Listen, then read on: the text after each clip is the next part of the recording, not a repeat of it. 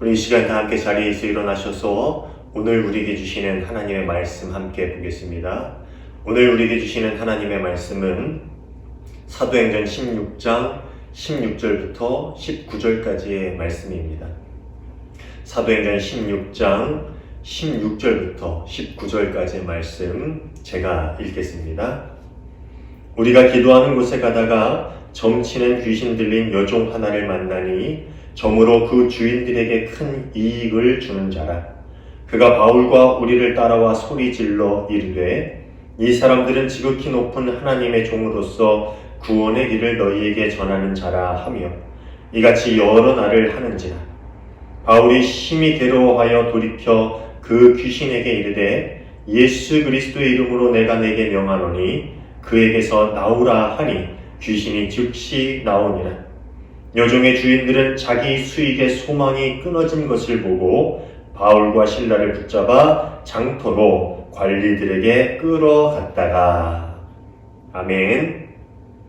오늘 우리에게 주시는 하나님의 말씀입니다. 자리에 앉아주시기 바랍니다. 오늘도 함께 예배하는 우리 모두에게 주님의 평화가 충만하게 임하기를 간절히 소원합니다. 우리 지난주에 보았듯이 드디어 이 복음이 아시아 대륙을 넘어서 유럽에도 전해지게 되었고 또 그곳에서도 복음의 열매를 맺어 루디아와 그의 가족들이 세례를 받고 유럽 최초의 그리스도인이 됩니다. 우리가 익히 들어 알고 있듯이 이 루디아는 자색 옷감 장수라는 그 당시 아주 부유한 직업을 가진 여인이었습니다. 그래서 이 루디아의 배려로 바울 일행은 루디아 집에 머물면서 복음을 빌립보 지역에 전할 수 있는 그 복음의 거처를 마련했습니다. 그런데 그렇게 편안한 거처가 마련되었다고 해서 그들의 복음 전파의 사역 또한 앞으로 순조롭게 진행되는 것만은 아니었습니다. 오늘 본문은 바울 일행이 루디아 가정을 그리스도인으로 변화시킨 후에 빌립보에서 행한 첫 번째 사역 혹은 이적, 그리고 그로 인해서 겪게 되는 고난에 대해서 우리에게 전해주고 있습니다.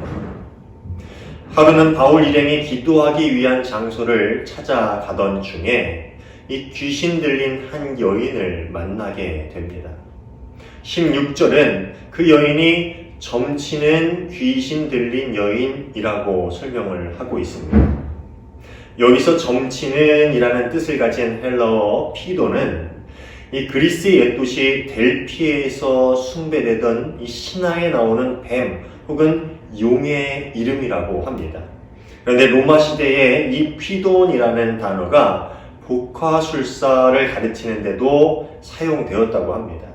그러니까 아마도 이 귀신 들린 여인은 복화술을 사용함으로 사람들에게 점을 봐주던 여종이었고, 또 그렇게 이 여종이 점을 쳐서 벌어들인 돈을 여러 주인들이 나누어 갖고 있는 그런 상황이었던 것 같습니다.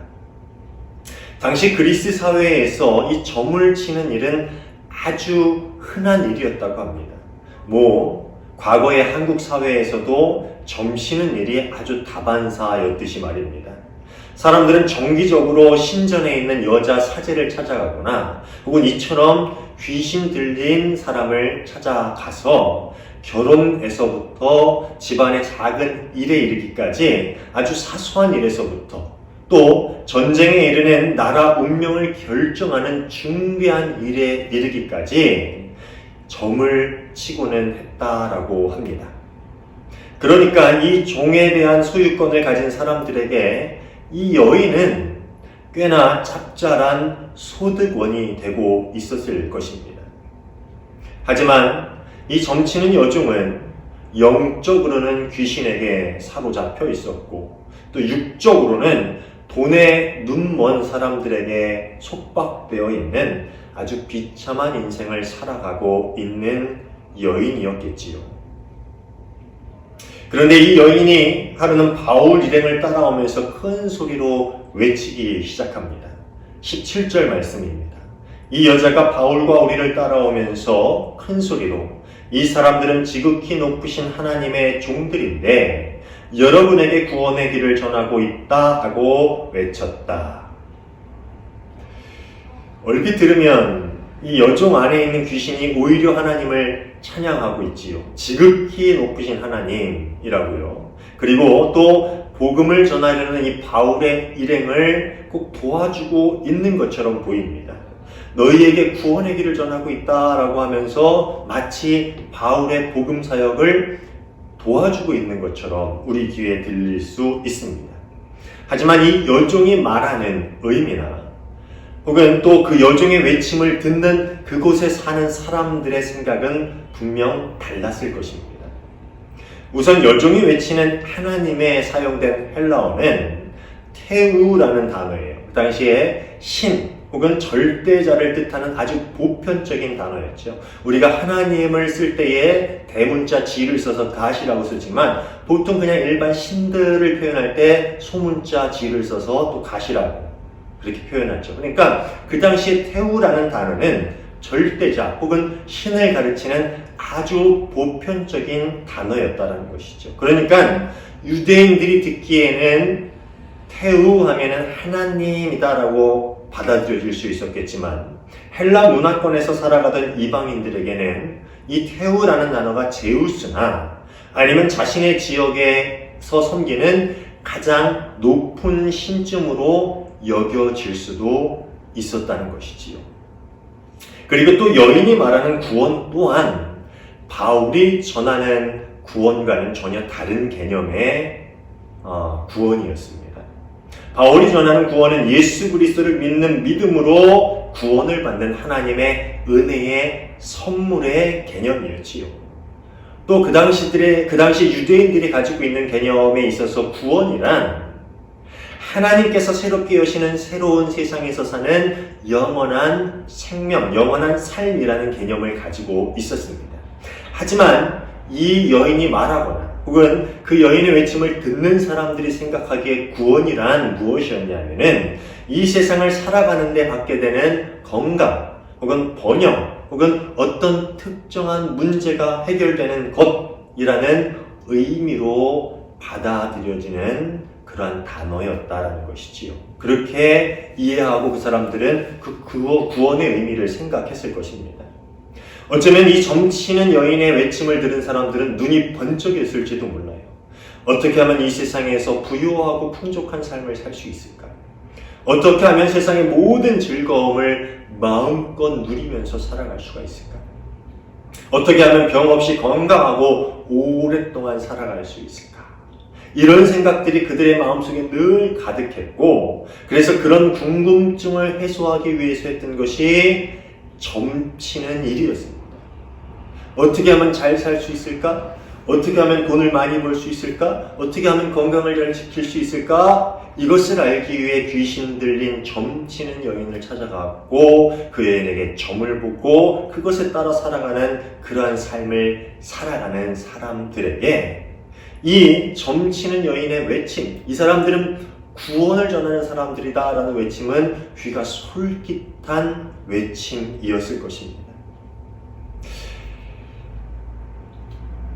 점치는 여종이 저 사람들이야말로 지극히 높은 절대자의 종으로 너희에게 복을 가져다 줄 것이다 라고 소리를 지르니 이 사람들이 이 바울 일행에게 온 관심을 집중했겠지요.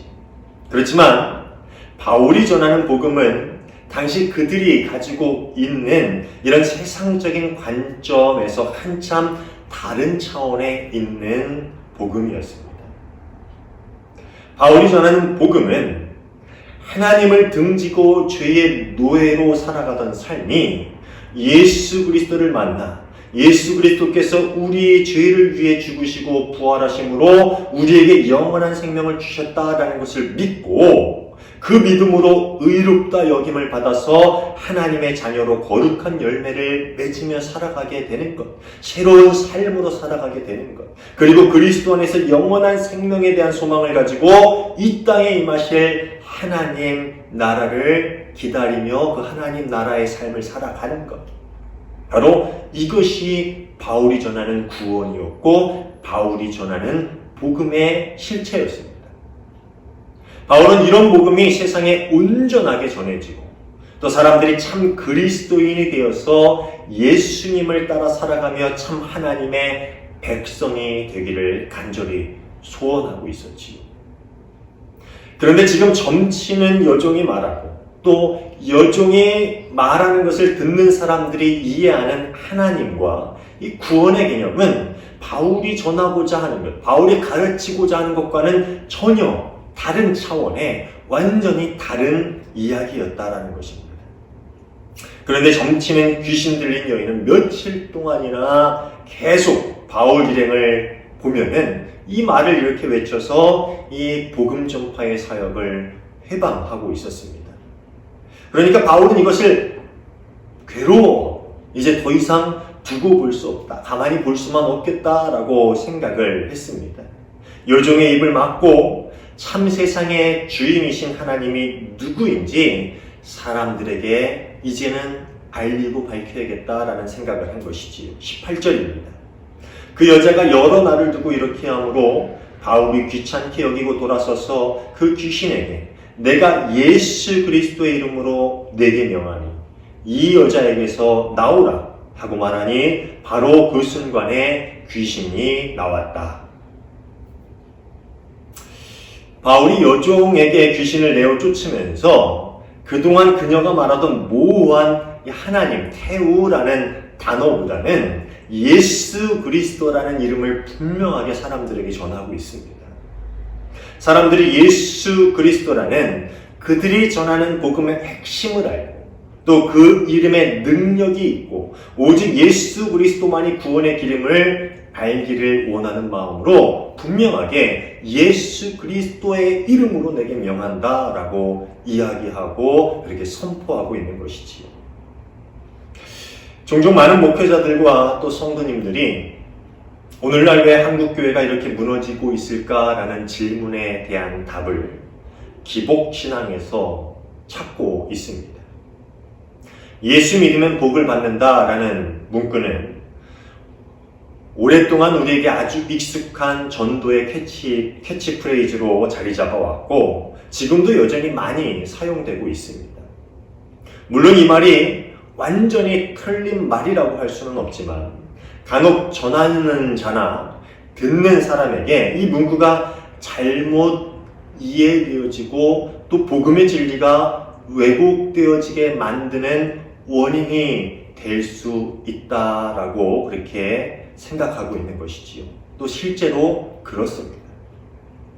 마치 점을 치는 여종이 외쳤던 그 말처럼 예수가 토속신앙에 나오는 세상적 유익을 가져다주는 수많은 신들 중에 하나처럼 여겨지고 복이라는 말이 마치 재물, 건강, 사업의 성공, 자녀의 진학 등과 같은 문제들을 우리가 원하고 바라는 대로 해결해주는 것쯤으로 이해하고 있지는 않은지 정말 의문이 듭니다.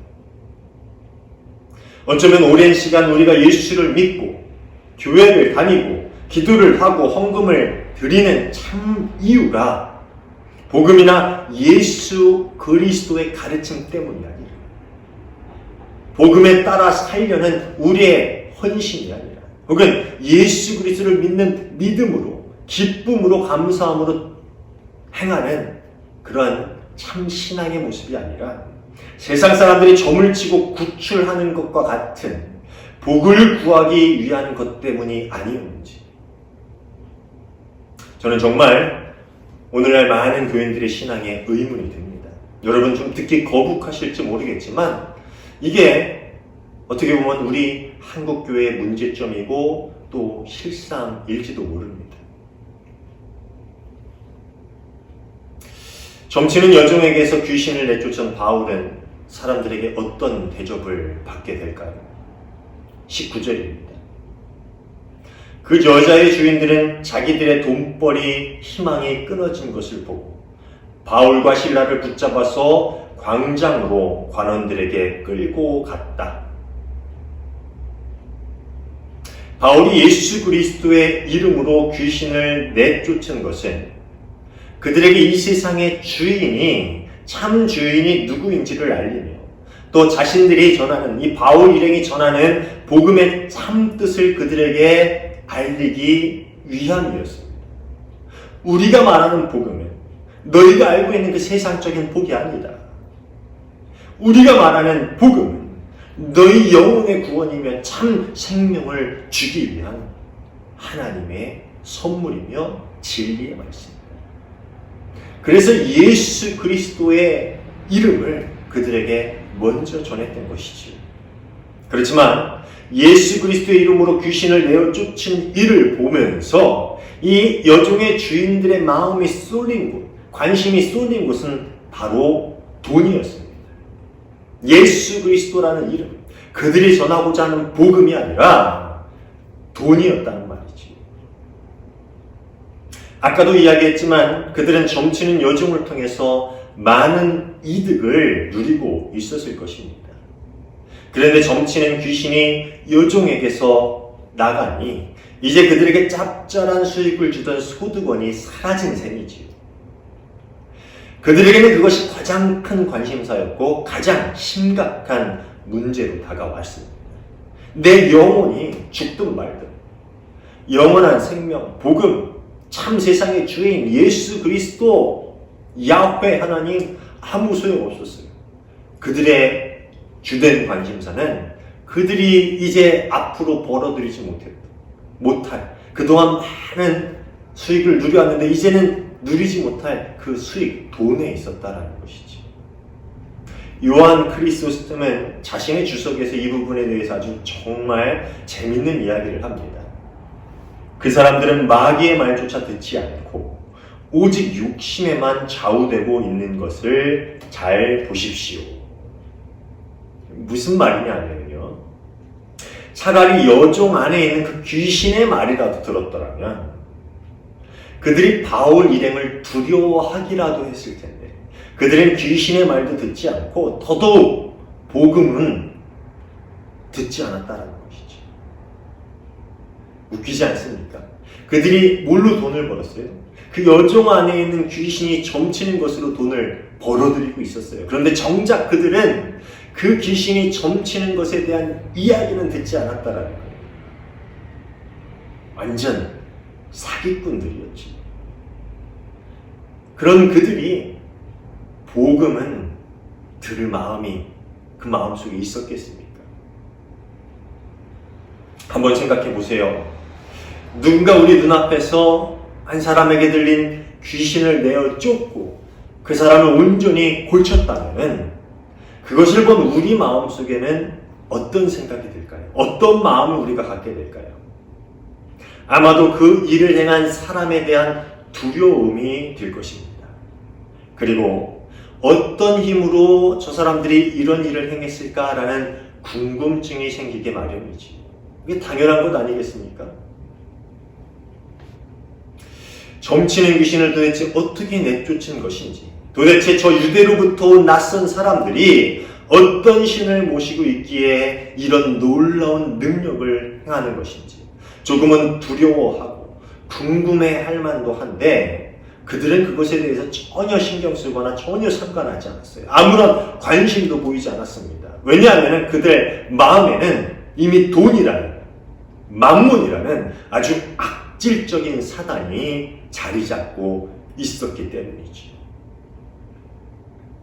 어떤 종교를 믿든지 간에 참 신앙인을 가진 사람들은, 참 신앙심을 가진 사람들은 이런 반응을 보이지 않습니다. 제가 다원주의 이야기하는 게 아니라 뭐든 믿어도 된다 이 얘기를 하는 게 아니라 어떤 종교든지 정말 진실하게 믿는 사람들은 삶의 모습이 조금은 다르다라는 말씀을 드리는 거예요. 제가 군대에 있을 때 제 고참 중에 독실한 불교 신자가 한 명 있었습니다. 다른 고참은 저를 괴롭혀도 유독 그 고참만은 저를 좀 다르게 대우했어요. 저보다 한참 고참인데 그 밑에 있는 고참들이 저를 괴롭히고 막 못 살게 구는 그 순간에도 그 고참은 오히려 그렇게 하지 말라라고 말리면서 저를 좀 다르게 대우하는 고참이었습니다. 그런데 나중에 왜 그 고참이 저를 그렇게 대우하는지 그 이유를 알게 됐어요. 정기적으로 내무반에 있는 낡은 성경책을 새 성경책으로 교체하는 작업을 이 군대에서 하고는 하는데요. 하루는 그 낡은 성경책을 이제 소각해 버리잖아요. 그러니까 소각하는 일을 그 고참하고 저한테 시킨 거예요. 그래서 이제 낡은 성경책을 다 수거해서 그것을 박스에 넣어가지고 이제 소각장으로 가가지고 그것을 태우려고 하는데 그 고참이 야, 내가 정말 미안한데 이 작업을 하기 싫어서 그러는 게 아니라 내가 뒤에서 날라주고 너한테 줄 테니까 성경책 태우는 일은 너 혼자서 해라. 내가 성경책 태웠다가 하나님한테 벌 받을까봐 겁나서 그래. 참 재밌지 않습니까? 이 독실한 불교 신자인 고참은 교회는 다니지 않았지만 하나님은 두려워했습니다. 그리고 그러다 보니까 신학을 하는 저에 대해서 좀 존중해주는 그런 마음을 가지고 있었던 것 같습니다. 참 재밌는 이야기이지요. 그런데 마음속에 돈에 대한 욕심이 가득한 사람은 아무것도 두려워하지 않아요. 하나님도 또 다른 어떤 것도 두려워하지 않습니다. 그들이 오직 두려워하는 것은 돈을 잃을까? 나에게 손해가 올까? 금전적인 손해가 나에게 오지 않을까? 이것만을 두려워한다라는 것입니다. 참 웃긴 이야기지만 마음속에서 돈과 하나님이 싸우면 돈이 이기는 사람이 참 많습니다. 제가 예전에 주보에 적었던 묵상 글이 있는데 체로키 인디언의 금원집에 나오는 이야기. 우리 마음속엔 두 마리의 늑대가 있는데 하나는 화, 질투, 욕심 등의 속성을 가진 악한 늑대이고요. 하나는 사랑, 소망 등의 속성을 가진 선한 늑대입니다. 이 두 늑대는 늘 우리 마음속에서 싸움을 하는데 누가 이기는지 아십니까? 누가 이길 것 같아요? 선한 늑대가 이길까요? 악한 늑대가 이길까요? 정답은 우리가 먹이를 주는 늑대가 이깁니다. 우리가 먹이를 많이 주는 늑대가 이기게 되어 있는 거예요. 선하든 악하든 우리가 둘 중에 누구에게 많은 먹이를 주느냐에 따라서 그 싸움의 승패가 결정된다라는 것이지. 점치는 여인을 이용해서 돈을 벌던 사람들은 늘 자신의 마음속에 있는 욕심, 탐욕이라는 늑대에게 먹이를 주는 사람들이었습니다. 그들은 양심 혹은 신앙이라는 선한 늑대에게 먹이를 주지 않았기 때문에 귀를 통해서 복음이 들어갔을 때, 예수 그리스도의 이름을 들었을 때 그것을 궁금해하거나 그것을 묻거나 그것을 받아들이기는커녕 예수 그리스도라는 이름 때문에 내가 경제적인 이득의 손해를 보게 되었다라고 하면서 그것에 분노만 하였다라는 것이지요. 사랑하는 여러분, 우리는 어떤 늑대에게 많은 먹이를 주며 살아가고 있습니까? 제가 예전에 마가복음 강해를 하면서 유해한 복음이라는 제목으로 말씀을 전한 적이 있는데 제목이 재밌지 않습니까? 유해한 복음. 좀 족되게 하면 해로운 복음이라는 거예요. 마음속에 돈, 명예, 쾌락 등과 같은 악한 것들에게 마음을 주는, 먹이를 주는 사람들에게 복음은 아주 해로운 것으로 여겨질 수 있습니다. 왜냐하면 복음은 우리의 삶에서 그것들을 멀리하라고 끊어버리라고 가르치고 있기 때문입니다. 그렇게 복음을 듣고 그렇게 살라고 하나님께서 명령하실 때에 그들은 마음의 불편함을 느끼게 됩니다. 바리새인들이나 사두개인들, 제사장들이 바로 그런 부류의 사람들이었지요. 그들에게 하나님은 말씀을 따라 살라고 부르시는 참 세상의 주인이 아니라 아까 이야기했듯이 복을 그들에게 가져다 주는 그 유대 땅 근처에 있는 많은 이방신들과 별반 다를 것이 없는 하나의 우상에 불과했다는 것이지요. 그래서 그들은 참 하나님의 말씀이 선포될 때에 마음의 불편함을 느꼈어요. 예수 그리스도께서 복음을 세상에 전하실 때에 그들은 매우 불쾌함을 느꼈고 위기감을 느꼈다라는 것이지요. 그렇지만 반대로 의에 줄이고 목마른 사람들에게 복음은 말 그대로 기쁜 소식이 되었습니다. 참 생명의 소식을, 영을 살리게 한 말씀을 그들에게 주고 계셨기 때문이었지요.